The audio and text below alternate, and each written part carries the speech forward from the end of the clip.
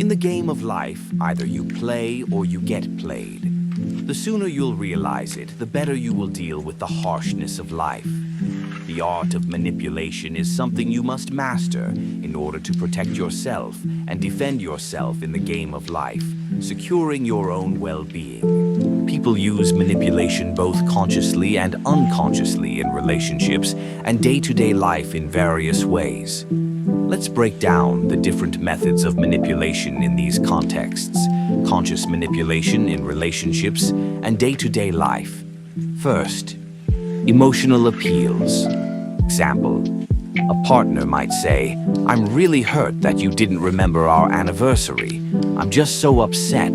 This is a way to manipulate the other person into feeling guilty and possibly compensating for the mistake, even though it could be overblown or not the intent of the other person. But the intent behind this is that the person knows they're invoking guilt to elicit a response like an apology or compensation for the perceived wrong, often to get their needs met or to restore control in the relationship.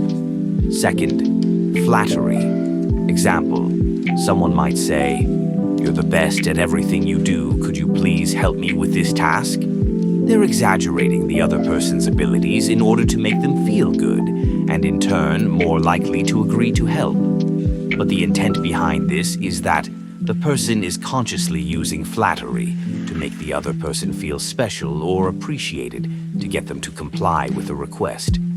Third, playing the victim. Example, a friend may say, "I'm always the one who plans everything, and nobody ever helps me. I guess I'll just have to do it alone again." By playing the victim, they create a sense of obligation for others to help without explicitly asking for assistance. The intent behind this is that the manipulator is intentionally creating a sense of guilt or responsibility in others to get them to take action or help, even if they don't directly ask for it. Fourth, threats and ultimatums. Example, a partner might say, "If you don't agree with me on this, I'll just leave," or "If you don't spend the weekend with me, I'll be really hurt and won't forgive you." This is a direct form of manipulation using fear or pressure. Intent behind this is that the person is consciously trying to force a decision by threatening an undesirable outcome if their wishes aren't fulfilled. Fifth, gaslighting. Example, swing. Someone might say, "I never said that," or "You're just being too sensitive," when the other person clearly remembers what was said. This is done to distort the other person's reality and make them question their own perceptions. But intent behind this is that the manipulator is deliberately trying to confuse or undermine the other person's confidence to maintain control or power in the relationship.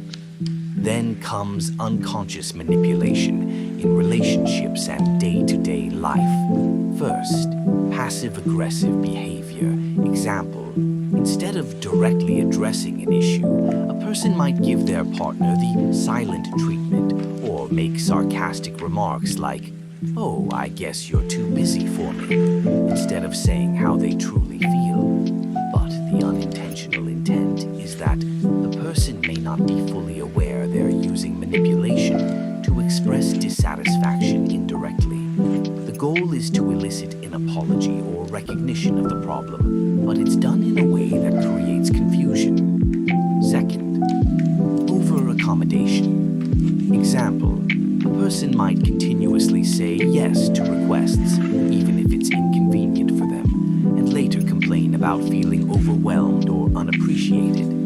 This passive manipulation can make others feel guilty for not noticing the burden. Unintentional intent behind this is that the person may not realize they are setting up others to feel guilty or obligated to help them when they don't express their needs clearly from the start.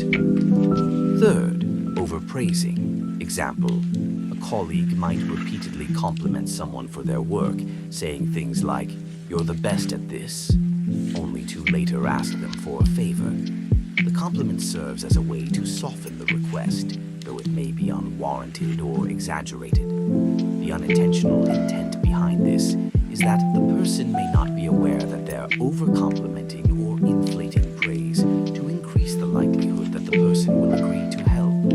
It's often done with the belief that showing appreciation will make a favor seem more acceptable. 4. Nonverbal manipulation. Example: a parent might give a disappointed look or sigh heavily when their child doesn't meet their expectations. The child may not explicitly know why they feel bad, but the nonverbal cues influence their behavior.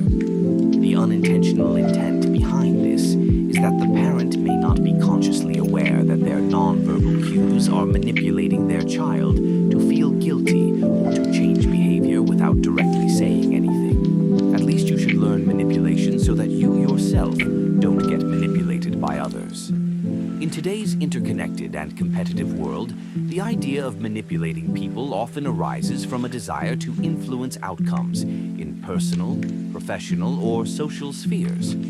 Manipulation, in this context, typically involves the use of deceit, coercion, or subtle tactics to control or alter another person's behavior, beliefs, or decisions for one's own benefit. This concept has gained prominence for several reasons. One of them is power and control. Many people manipulate others as a means of gaining power or control. In business, for example, executives might use persuasion or underhanded tactics to influence decision-making processes or maintain an upper hand. Politicians may use manipulation to sway public opinion, shape policy decisions, or undermine rivals. The need for dominance or maintaining control is often a key motivator in these cases. Second, competition and survival.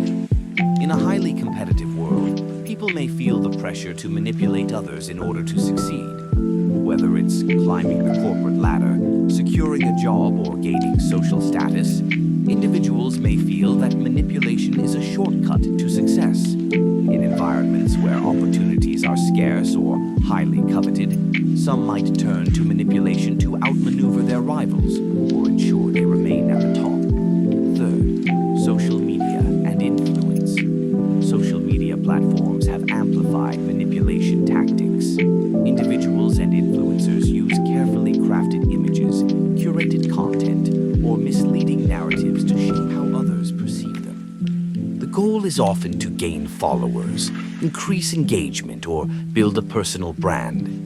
This can range from exaggerating certain aspects of life to outright deceiving followers. The algorithms themselves also manipulate content to make it more engaging, contributing to a cycle of influence.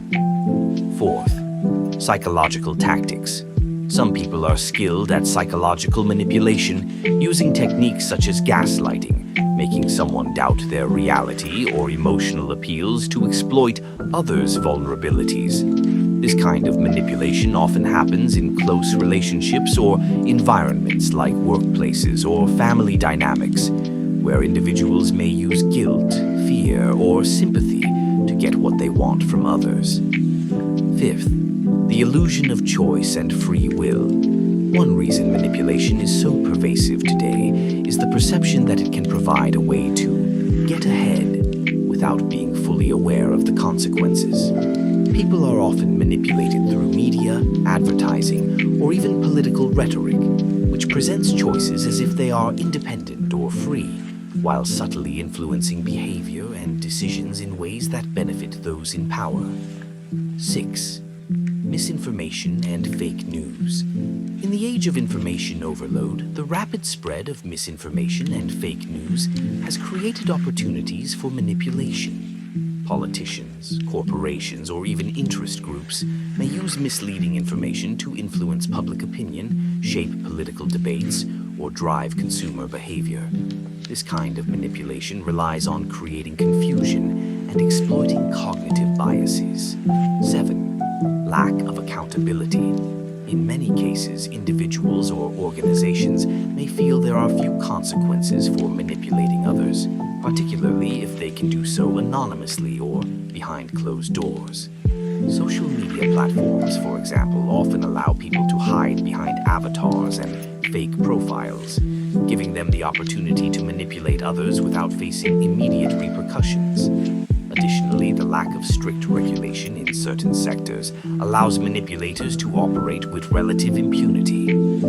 This video is just a glimpse of how you are surrounded by manipulators, and you are also both consciously and unconsciously manipulating others. So only the one who knows the psychology behind it and knows to observe human behavioral patterns can only win in life.